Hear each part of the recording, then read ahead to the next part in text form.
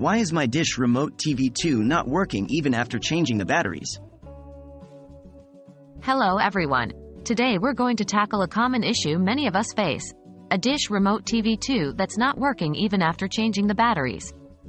Sometimes, the problem might be more than just low power, so let's break down a few solutions you can try at home to get your remote back in action. Are your batteries working properly? The first step is to ensure that your batteries are working properly. You might have replaced them, but it's always possible to encounter defective or low-power batteries. Try them in a different device to ensure they are providing enough power. Is your remote clean? Next, we need to check if the remote is clean and free from dust or grime. Buildup on the buttons or within the remote can prevent signals from being transmitted correctly.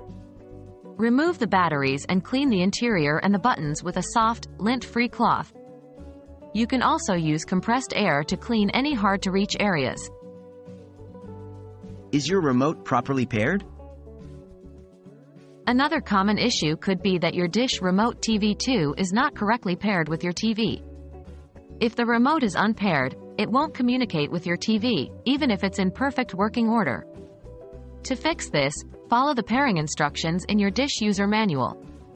This typically involves holding a specific button or sequence of buttons on the remote while near the TV. Is your TV receiving signals?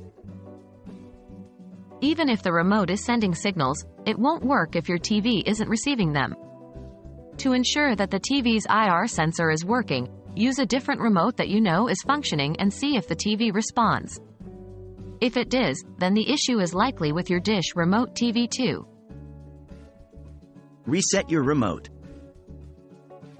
If none of the above works, it might be time to reset your remote.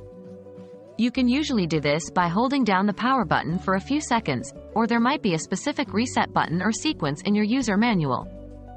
After resetting, remember to pair the remote with your TV again. Troubleshooting a non-responsive Dish Remote TV2 can be a bit tricky, but by following these steps, you should be able to identify and hopefully solve the problem. If you're still experiencing issues, it might be time to contact Dish support or consider getting a new remote. Here's hoping your TV time goes uninterrupted from now on. Happy viewing!